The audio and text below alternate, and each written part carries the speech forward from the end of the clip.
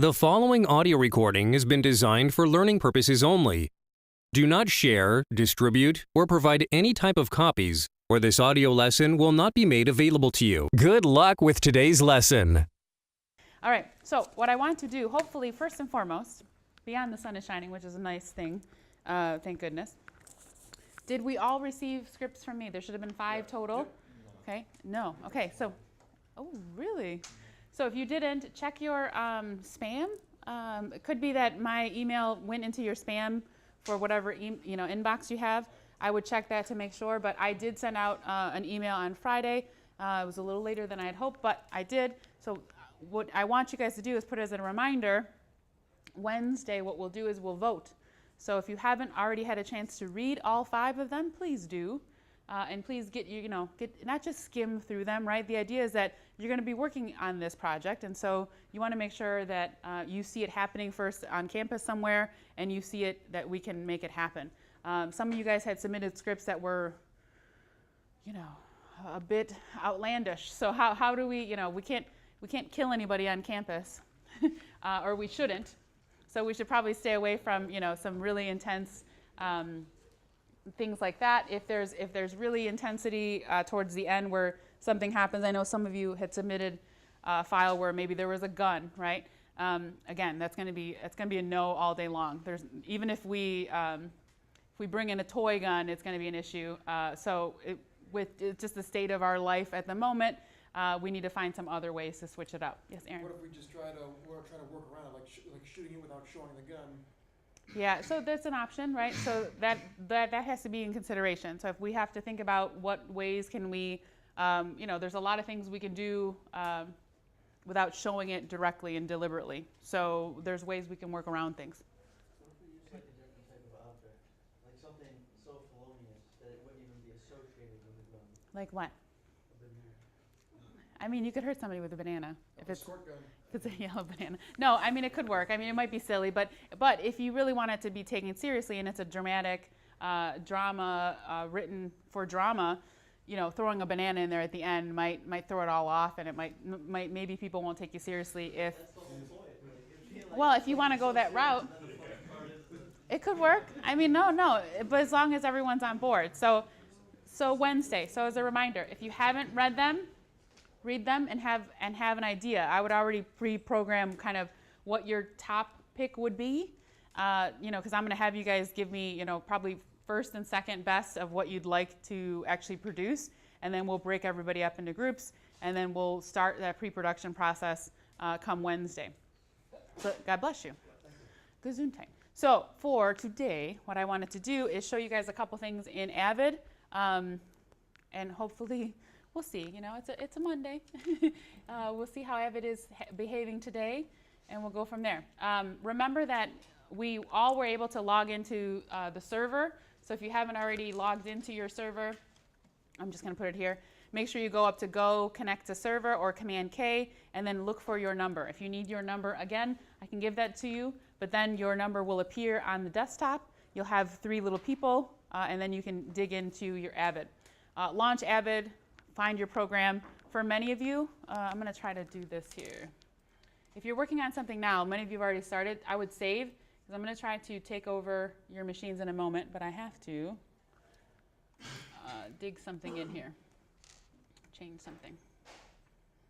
Uh-oh, somebody's angry over there. Okay. Okay, let me see if this works. Ooh, we'll see what happens. Everybody saved up?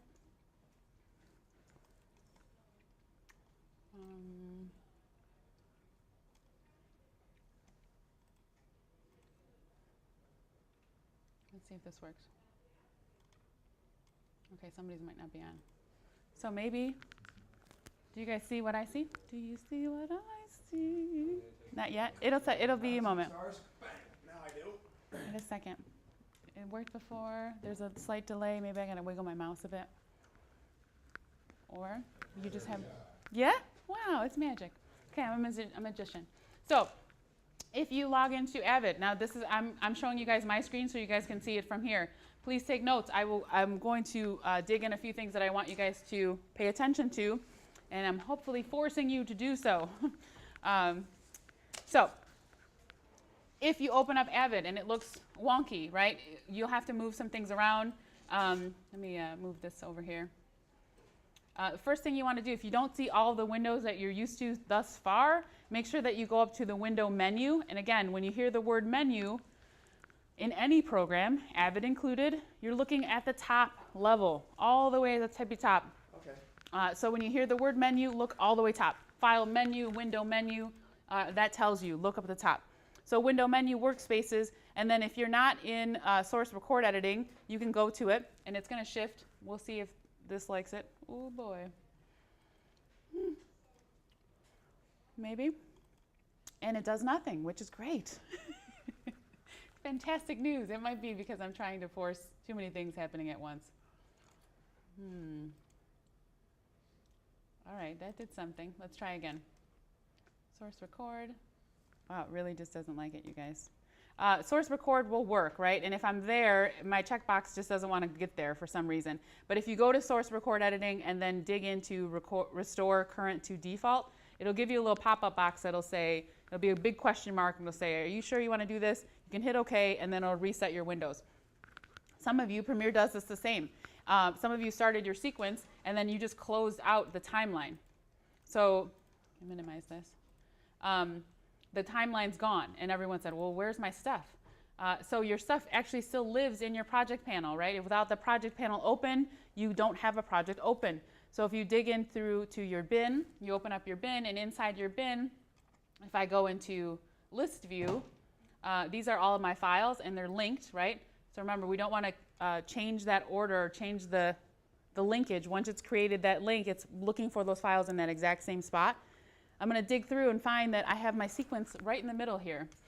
So if I double click on the icon, if you click on the name, it thinks you want to rename the project, which you should. So if it is untitled, when I give you guys, when I release you and give you back your computers, make sure you're checking. So write this down, because many people don't do this.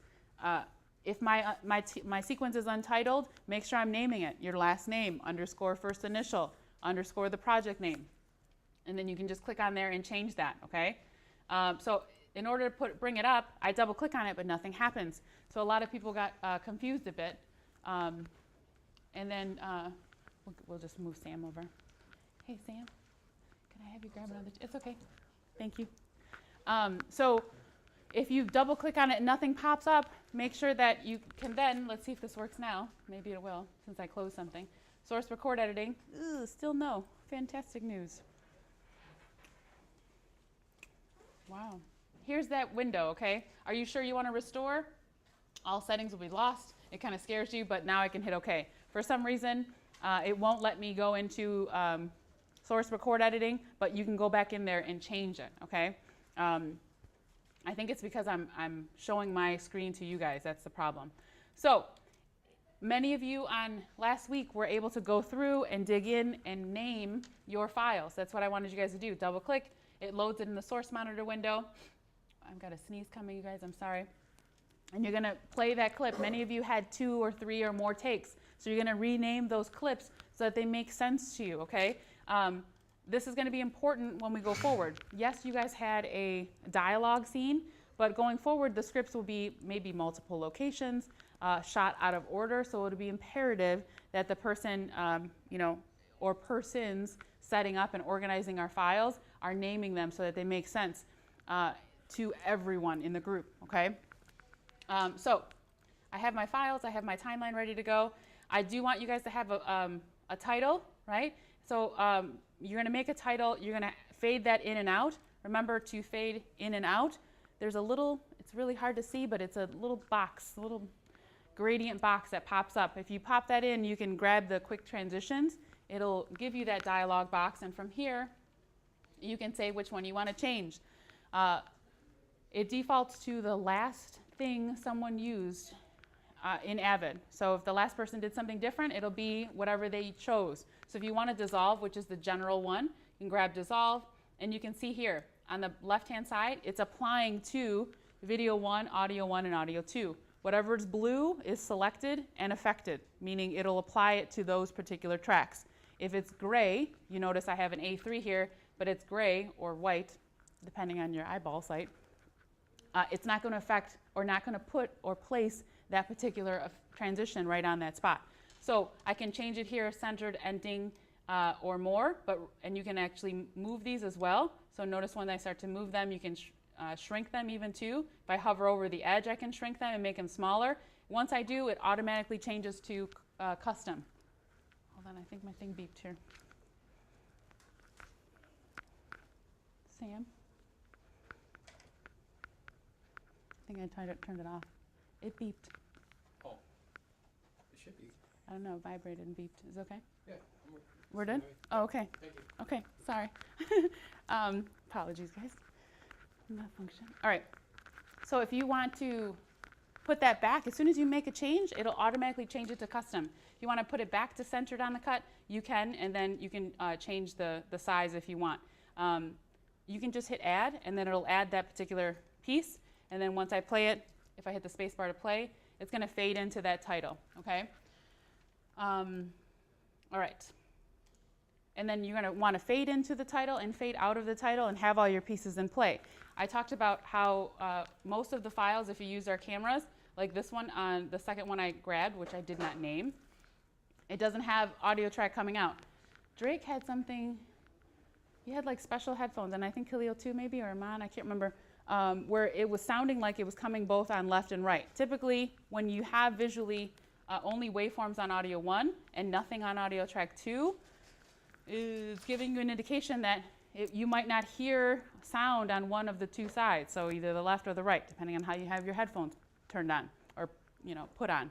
So to get rid of that, first, if you don't see this section panel here next to the track selector panel, it's a little arrow that opens that up and slides that open for you to see, okay? If you need to see your waveform, you need to turn those on. They're not on by default, so turn those suckers on. Again, if it's blue, it's selected. To get rid of this guy, if I hold down the Option key on the keyboard, and I'm in one of my selection tools here, I can grab that one and delete it, okay? If you are a happy deleter, or a quick, triple click, you'll end up deleting, and it might bring up a little pop-up that says, do you want to delete the track? Just slow down, because if you delete too many times, that pop-up will come up, and if you hit OK, it'll delete that track. But no, you can always Command-Z, undo, and get that track back, okay? So if I'm here again, Option click, I can hold down the 3 modifiers, Command Option Shift, and then I can drag a copy of that waveform, okay? Some of you, I wanted you guys to have a listen, so I'll just refresh that with the audio. If they're talking too loudly, if they're talking too quietly, you need to adjust. So how do we do that? A couple ways. First, we need to see the volume level. So in this track selector panel in the center, we're going to change it so that the middle portion says volume, and then that line denotes the volume for that particular take in that case, okay? So we need to raise it and lower it. So when you have your headphones on, have a listen, but you also want to have under tools, your audio tool set up, and then you want that person speaking roughly on the left side here, -12, -10 in that window, okay? If they go all the way up and it starts to peak, these numbers up here will turn red. That's saying that that file, that person speaking, that file is distorted. So it's not really well done and not well recorded. So that should have been adjusted in the moment to bring that down a bit. So you can override. With this volume level there, if you hold the apostrophe key and on your keyboard, you can see it's a big pink, I think it's a pink or magenta triangle that pops up. That gives you the option to place a keyframe where you need to, okay? So if I hold down the apostrophe key right now, oh no, come on. Everything's working a little bit strangely, I think, but it's okay. No, it's not working for me. Oh, there it is. Okay, I just looked up and moved the wrong one. So apostrophe key will add, and they look like little black triangles. So if you click on them, they turn pink. Pink lets you know that they're selected. Then from there, you can delete them. You can move them up and down and adjust. So if we need to adjust, like let's say without hearing it, this whole middle section needs to be removed. I can grab it. Once you hover over it with your finger, or no, with your mouse, it turns into a finger. You can click on that keyframe and then move it. So if I wanted to adjust this whole section, I can bring this over And if I want to delete it, or maybe I add another one, so I maybe put one over here, and then bring this guy down, and then I bring this one over, and then maybe another one. Okay, if we need to zoom in, we can to bring this up. Okay, so let's say someone coughed or sneezed or something in that moment, and we need to bring that out. So that's 4 keyframes. One to keep it steady, one to remove it, one to hold the remove, and one to bring it back. Okay. Once it's selected, though, you can hit delete, and it'll delete that keyframe, and you can start anew. Okay. Let me back up maybe twice. All right, so that's that. Okay, the next thing. Let me see if this will happy for this. Let me restore. So I'm going to go to Window, Workspaces, and Color Correction. So this looks like and behaves very much like the 3-way color corrector in Final Cut Pro. Before they had Lumetri, but they still have the 3-way color corrector. Final Cut Pro also has 3-way, I think they call it the exact same, 3-way color corrector. It's like global, it's everyone has the same idea. Here's how it works. So let me set this up. The minute you're in this workspace, see if I can squish this a bit.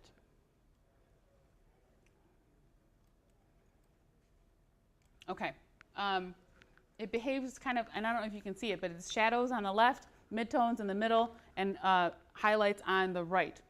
So we'll get to that in a second, but your whole composer window at the top turns into something completely different. So instead of seeing 2 windows like we're used to, source monitor, right, which is where you preview and review all your files, and then the program monitor where you start building your sequence, now when we're in color corrector, we see 3 windows. The middle window is where we're currently set up. So, sorry, I don't have anything set up here. I grabbed somebody else's file here. So it's right where your playhead lives, okay? So I'm going to put my playhead right about here, and I'm happy with that, okay? The next 2 can be empty, like you can see, or they can show you the previous clip or the next clip. Because typically what you want to do, right, is have all your pieces in play, have all your video files there, check all your audio, and then do color correcting after all your pieces are in play. So you could do sort of one file, the next file, and so forth. So I'm on this one. Here's what I want to do. Instead of leaving this empty, I'm going to click on this left-hand side, and I'm going to change it to Y waveform. Okay? When I do that, I'm going to close this window, distort a bit. When I do that, it brings up the waveform for right where I'm parked on the clip. And here's how it reads. And this just reads no color information, just light and dark, okay, on the Y waveform. So maybe you want to write this down, Y waveform, because you won't remember. Because you'll have to get into it. So what this value, and it's hard to see, I know, but at the very tippy top, it's the white value, and the very bottom is the black value, okay? And there's some numbers there that I don't know if you can see on your screen so far. But 16 is video black. So the very last line towards the very bottom is your video black. The tippy top, and you might be able to see it better when you're on, wow, it was so small. When we are on the left-hand side, or the top portion, the white is actually 235. Okay, that's the numbers, and you'll be able to see them a little bit better. So ideally, when we read this Y waveform, we're looking at values, and it's showing us values left to right, what we see. So you can kind of make out what is what. You can kind of see that this left-hand side is the trees, or the tree, or some pine trees happening here. And then we start seeing the building, and then a little bit more. We see this whole big midsection is probably this whole big midsection of concrete for S building, okay? So that's how it reads, okay? And it's giving you information light and dark. So what you want to do is find out what should be black in my image and what should be white, okay?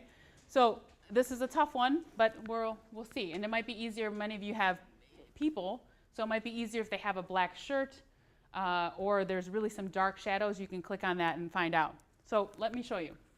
So in this panel here in the middle, you got a couple things. HSL, hue, saturation, and luminance, and curves. So you can, curves are the same as curves in Photoshop and in so many programs. But we're going to do and stay in hue and saturation and luminance. And then this has some extra sections right here.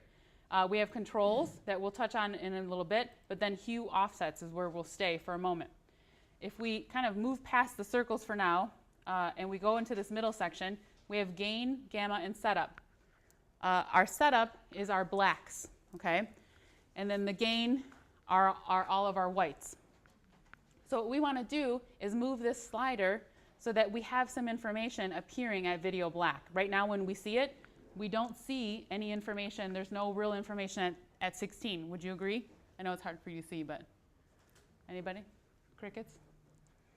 Maybe? Let me move this over, okay? So when I move this over, I'm going to let go. Here's what's weird about the waveform. It won't adjust until you let go. Okay, so notice I let go, and now you see there's a ton of information underneath 16. And now, does our image look better? A little bit. What? Come on. Well, the sky's fuller and the, Oh, I know. some of the shades are a bit a little dark. We could Too dark. lighten those up. A little too dark. And it might be hard for you to see, but yeah, it's too dark. We've lost really the quality of the building. It looks pretty good here when you're Yeah. on the monitor. Yeah, it's just too dark. We've lost a lot of quality, and it's telling you in the waveform too. So visually, so anytime you're doing color correction, it's a dance. It's a dance of what you see and what you want to make better, okay? So I've done it too much. I've overcorrected. So I'm going to back up a bit so I can get some information on video black and then some not. Here's something that they won't tell you, and it's nowhere in it. So another thing to write down. When you're in the color correction, if you hold the shift key down as you move the slider, the shift key will let you go in smaller increments. Shift key. So you'll notice right away that you move pretty big increments and you do really big, broad adjustments. Instead, if I hold the shift key, I can go to 1/10 at a time. And I'm moving this up just a bit, so I want a little bit of information at video black, but not a ton. Come on. I'm going this way, come on. Dancing. We're dancing without music here, people. Okay, so I'm gonna do some small adjustments. Now I'm gonna go to the gain and there is some information. We've got some white here in the clouds and there is some here. Let me just play with it to see what happens when I bring the gain up. I brighten this up and all of a sudden we see a lot more information. It was probably a sunny day. Yes, Aaron? Are there like matte layers available in this program? Like you could have like one color correction layer, like, and you could darken the sky a bit, and you can just cut it off right there, and then you can have another one where you darken the tree or the building and light that up. Yes, but it's video, so you have to do it frame by frame. Yes, of course. So you'd have to change it frame by frame. Yeah, you could do it. Well, not exactly frame by frame. Like if there's a move, if there's a like slight movement, you could have it. You could have there's a setting where you could just have it go from place to place and just fix some in betweens as you go. You could. Yeah, you could. It just takes a little bit of time. Of course. So shift dragging will let you do smaller increments. The gamma then becomes your mid-range values. Okay. So as we move things through, what do we want to do? Do we want to see more of the building or more of the sky? Right. Right. What is it? What's important to the story? That we're located in S building. Then maybe we want to bring these two in between a bit and bump up the mid-tone values a little bit more. Okay. Of course, underneath this whole section, you have your auto buttons, okay, which, some people love them, some people love to hate them. But you have your auto white, auto black. You can tell Avid, or Avid can tell you what it thinks should be. But don't use those. They're there.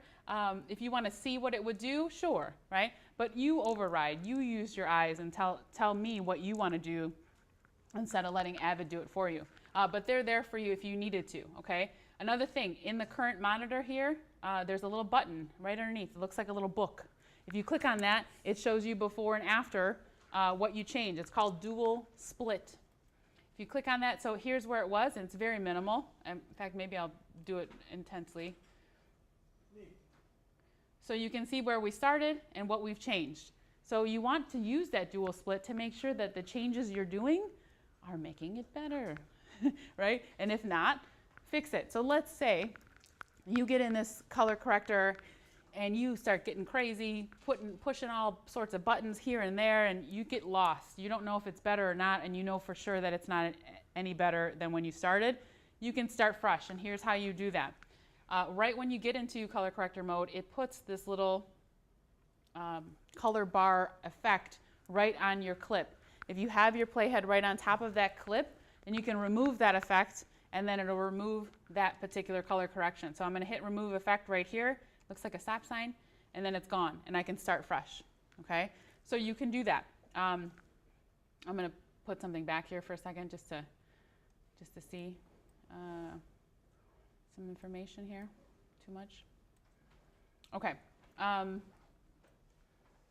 up here. All right. So you can, and this can be, you can actually pull these two, so you can actually have it go full screen and then just click it on and off to see before and after of what you've done, if you've done something better. Right there, it already looks, the colors look more rich. The blues are blue, the greens are greener, right? And just some, everybody knows a little bit of tweaking can go a long way in all of your clips. Okay, so that's light and dark. Most of us have shots with people in them, right? And this is the next thing. So once you identify what's white is white and what's black is black, and you're making that change, the next thing you want to do is go to the RGB parade. So that's another thing you want to write down. So I'm using it on the right-hand side so we can see it all together. RGB parade lets you remove color casts that you see in your image. So let's say many of you went to S building and you had sort of different lights, light coming in, mixed lighting situations. So you had light coming in from the outside windows that were blue, and then the overhead lights from whatever's in there, yellow. Okay, so you had some mixed color temperature light. If you had that going on, you may definitely, even if you white balance, you may find this very useful. If you know it's too blue or too red or yellow, if it's pulling to any one color, it'll show you that in the RGB parade. You can kind of see it does the same thing. It shows you your image wherever your playhead is parked on, left to right. It shows you the entire image. So we're seeing the S building left to right in that same, all the red values, all the green values, and all the blue. So if we had something really intense, let's say I'm here in the blue, let's say my shadows, and it works the same way, although you probably can't see it. There's 16 at the very bottom, so that's video black, and 235 video white. So ideally, you want all red, green, and blue to look the same and have the same amount of information for each channel. If they don't, then you can go in and change it. So I'm going to actually go in my shadows. No, let's go to the highlights. If you know it's pulling to blue, for example, if you pull it opposite the color that you know it is, it'll remove some of that blue. So I'm going to, on the highlight here, here's my blue, and you can kind of see the color wheel is there. You have red, magenta, cyan, yellow. I'm going to grab that slider, little triangle, and move it away. And now, do you see, I don't know if you can see it, but in this image, you can see I've warmed it up. Yeah, Aaron. Could you turn on the dual thing again so we can see? Is it gone? What do you mean? Yeah, Oh, yeah, good call. So there it is before, and there it is after.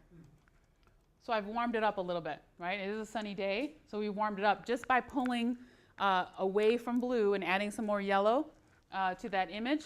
I've warmed it up a bit more, but maybe it's a dark story. God bless you. It's a dialogue of, planning of murder. I don't know. Maybe you don't want to start so sunny and shiny and bright. Maybe you want sort of that ominous, right? So what if we grabbed that and brought that back down? Look how now it looks like we haven't white balanced, right? We've gotten a lot more blue in there, and we can see what we've done, okay? So you can play with those, just to where that triangle is. Typically, you want to go opposite what it's color casting, but if you want to warm things up, you can. And then they do them the same way. So shadows, if we notice right away now, you can see I have a lot less information in the middle section here. If I turn this off, look how much blue I've got all the way at the bottom, middle, and sort of blacks. And in the highlight section, I'm losing some information. So we can bring that back or play with it a bit more, but you can kind of manipulate. And as soon as you start to manipulate, notice it puts the effect right on your file, and then you either live with it or delete it and start fresh, okay? Lastly, okay, the vector scope. So I'm going to change the RGB parade to vector scope. In vector scope, if you're dealing with someone's face, so many of you had, over the shoulders, medium close-up, and so forth. So this is going to be a hard representation. But this is also the color wheel. And what you want is that the innermost portion should be sort of, there should be a little line, and I don't know if you can see it on mine. Let's see if it's there. If you head through in between right here, that's where the natural color skin tone, flesh tone line is. So ideally, if you have an individual, you want this bit of information heading that way, okay? So if your person maybe looks washed out or they look like they need a little love, you can add some adjustments in probably the mid-tone values so that it's pulling towards that skin tone line. So it's hard to see because let me see if I can grab this one. See, I don't have do I have a close-up of you guys? Maybe. Okay, here's perfect. So here's Aaron, and look at where that skin tone, it's actually going towards that skin tone line. So he looks, and he's been recorded accurately on camera. He's heading that way. If he wasn't, I can move some things so that it was, right? So if I change it now, now watch how that whole blurb moved, and now we look very blue. Now he looks like maybe, you know, maybe it's not so great. I don't know who's back there. Part of the Blue Man Group. Yeah. Okay, what else? Okay, another couple things I want to show you. So if you are here, you know how to remove them, you know how to add titles, you know how to add dissolves and quick transitions. At the very bottom of your timeline here, there's a little yellow-green blurb, okay? This changes the quality of your visual. So just like you can change it half, quarter, you can do the same. So if you click here, it goes into all green, which is 1:1. So it's showing you actual value. If you click again, it goes to 10-bit. Yellow is 16th of your file. And then this is a quarter, okay? So if you notice your file sort of chugging along and having some trouble, check to see what the quality is. Maybe someone changed it inadvertently, and you can bring it down so that you can see it pretty clearly. The last thing is this little video monitor. I already talked to a few people. It's so easy to turn this sucker off, okay? People just turn it off, and the minute you turn it off, it doesn't show you anything that the playhead is above, okay? So you're essentially just turning off your monitor, so it won't show you anymore. So people get spooked, and they say, oh, where'd my stuff go? It's there, just turn your monitor back on. And the same thing goes for if we go to, let's see if this will work this time. No, still no. I'm asking for it. The same thing goes for if you have your source monitor. I can't get it back now, but if you have your source monitor, this monitor on the left is for everything that's loaded on your source on the left-hand side, okay? So I want you guys to put titles in today. Title for your beginning of the project, group chat, faded in, faded out, and then a title at the end. The title at the end should be your first and last name, the class name, which is MACA 1420, the days and times of our class, which is Monday, Wednesday, 2 to 5, right? And then our semester year and our semester and year. So we're fall 2018. So we want to write this down. Let's write this down. Are we ready? First and last name. And then our class name, which is MACA 1420. Then the times of our class, Monday, Wednesday, 2 to 5. And then our semester, which is fall, and then the year, 2018. I'll show you one last thing, and then I'll leave you guys to editing. But I want you guys to write this down as we go through. What's that? Yes, first and last name. The class name, which is MACA 1420. Then the class time, which is Monday, Wednesday, 2 to 5. And then the semester, which is fall, and the year 2018. Oh no, he's sleepy. Did it give it back to you guys already? That's weird. I didn't do anything to it. Okay, I want to show you guys one thing before you go back. Hang tight. Okay. Go ahead. Would you like fall to be FA is fine. Okay. Yeah, FA is fine. Would you like would you like this to be on top or this? Which MACA 14, yeah, switch them. Okay. Yeah, perfect. Put a little arrow there to swap them. Okay, one last thing, guys, before you go. I gave you guys a little sheet of paper. I wanted you guys to, once you are done putting all your pieces together, color correcting, adding your titles, fading them in, fading them out. Then you're going to export your file. Corey had some problems. Let's hope we don't have a problem this time. I know. Let's hope. Let's hope it's a Monday without problems. I gave you guys the sheet because I want you guys to write this down. So you'll go up to File Menu, and then Output. So this is something that's not written on your sheet, so you'll have to write it down. File Menu, Output, and then Export to File.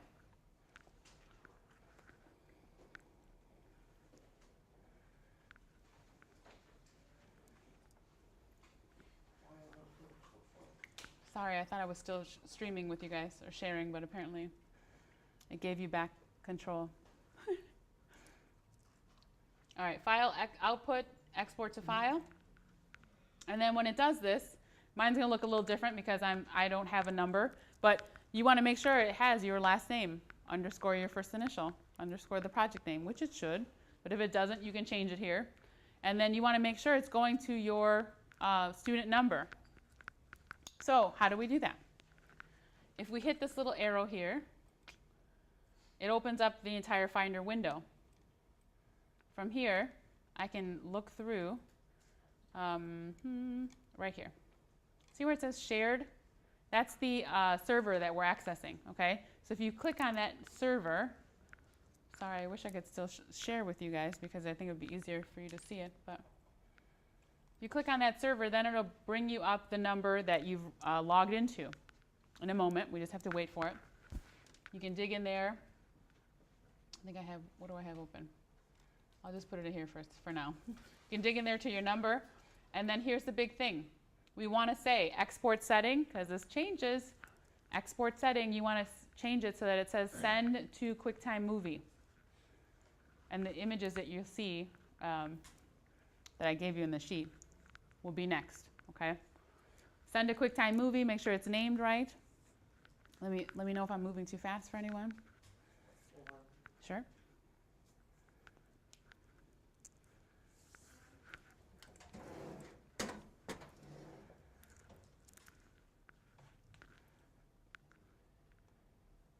And then, so here's what people will do on accident. They get all this far, right? However many steps we've had, File Menu, Output, Export to File. You get here, you tell it where you want to go and where it wants to live on the server, on your student number. You make sure the export setting is send to QuickTime Movie, which let me show you, there's several to choose from. So make sure you grab send to QuickTime Movie. And then people will just hit save. Don't do that. Hit options because we want more. We want more. So I'll go back, hit cancel. When you find your spot and hit options right underneath the export settings, it brings you to the window and all the pages that I just gave you. There's more buttons to pick from here. So I have it written down, but I want you guys to write it down in the next couple sheets. So export as should be QuickTime Movie at the very top. And you want to do a couple of checks here. You want to include you know, all of your pieces here, and then right where it says Format Options.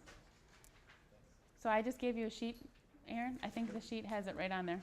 Yep, just want to make a picture, just be safe. Oh yeah. So we're gonna click on Format Options, and when you do, you'll see that in a second. This window pops up. So the image I gave you will pop up all of the pieces. So in here, I want you to write for the settings. I want you to write H.264. So you want to dig in. That's a compression setting. It's a good compression setting to have. So right here where it says compressor type, we want to also type in H.264. And then we can leave it. It usually defaults to best quality, so we're good there. But this will kind of give you guys the steps that you can dig in through. What did you say after format options? Let's see. Let me back up. So let me cancel here. So let me cancel this whole thing so we can start fresh. So I went to File, File Menu, Output, Export to File. Yeah. And then I'm making sure it's named right, making sure I put it in the right spot. So I'm going to dig into my server here in a second. It'll pop up. Come on, come on. There it is. Thank you. I'm waiting for my number. Waiting, I'm waiting. I'm gonna just put it here for now. Send a QuickTime Movie and then options underneath. And then that's where you get this box. That's one of the first images that I gave you in the sheet that I just handed out. You wanna make sure export to QuickTime Movie. And then format options right in the center here, Khalil. I think that's what you're talking about, right here. And then it brings up another window. It's like boxes upon boxes upon boxes. In here, under video, you want to select your settings and change the compression type to H.264. Okay.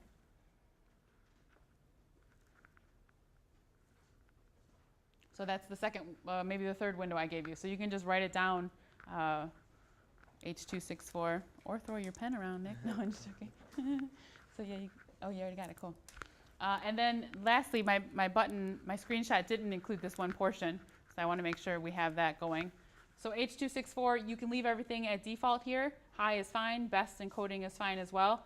We can hit OK, and then you want to check sound, which my image does not have. So put a little check there. And then it defaults to 44.1. Let's change it so that it says, so all I did was click on the settings here under sound, and then I want to change it to 48. Okay? 48 kilohertz. So I'll back up. I know there's a lot of little bitty steps. What's that?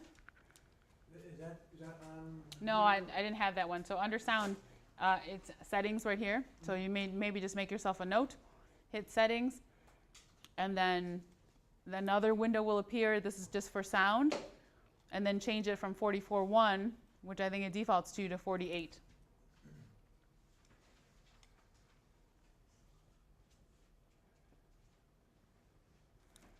Good. And then I'm going to hit OK, and then OK, and we're not done. What was the, it was 48 point? 48, I think it says 48K. Let me just go back. Format options, settings, 48 kilohertz. It's 48.000 to be exact. Okay, thank you. You're welcome.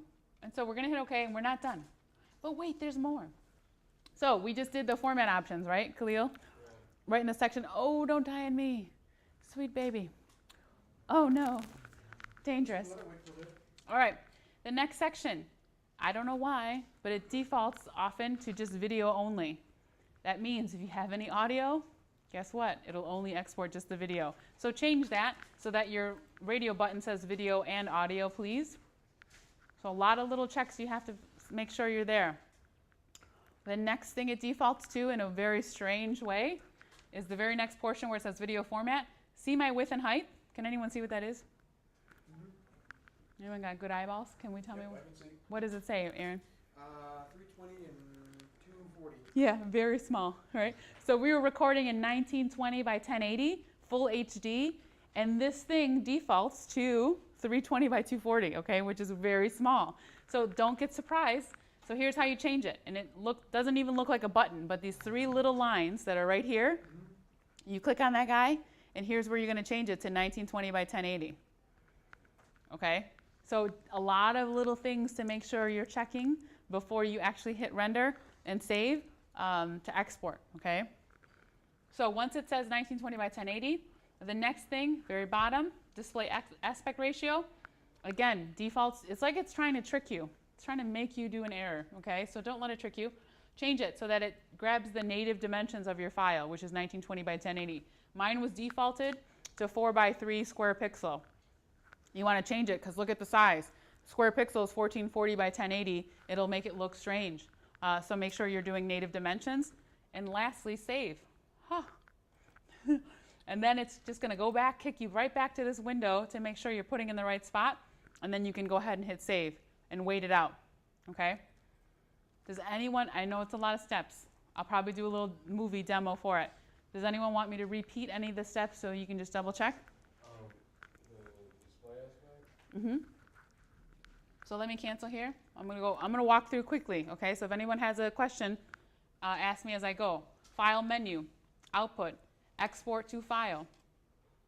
Brings up my window, make sure it's named right. Your last name, underscore first initial, underscore the project name. Bring down, look for my server, here it comes. Click on that server, wait for my number to appear. Dig in, send to QuickTime Movie for export settings. Now it's there, so I don't have to dig into it, but you guys might have to look for it, okay? And you hit options. It brings in this window, format options. We're going to change the settings to H.264. Hit OK. Click on sound. Change the settings so it's 4800K, 48,000K, I should say. And then hit OK one more time. Change so that it says video and audio selected, because it might be defaulted to video only. And then change the width and height right here. Is that what you're saying? There's these three little lines that don't even look like a button right here. Change it so that it's 1920 by 1080. And then very bottom, maybe this is the one you're talking about, Khalil. Display aspect ratio, make sure it's native dimensions. Mine was defaulted to 4:3. So make sure it's native dimensions, 1920 by 1080. And then save one more time and wait it out. Okay? Before you do export though, make sure you save. Hopefully Corey was just like maybe it was just you that day. maybe it was a Corey problem. No, I'm just joking. So make sure you save it before you do this portion, because it could, if something happens, you get the wheel of death. You want to make sure at least your file was saved before you went to this option to export. Okay? I'm going to hit cancel, and I want you guys to continue working, and then just remember, read your scripts for Wednesday. Have the idea of what you want, at least first, second, third place in your mind, and then be ready to vote on it on Wednesday. And then I'll kind of float and answer questions and find out what other crazy things Avid's doing today as we go, okay? So I'm going to... Are these export settings going to be the same for the rest of our project? They'll be the same for future, probably, if we stay in Avid, yeah. Good luck with today's lesson.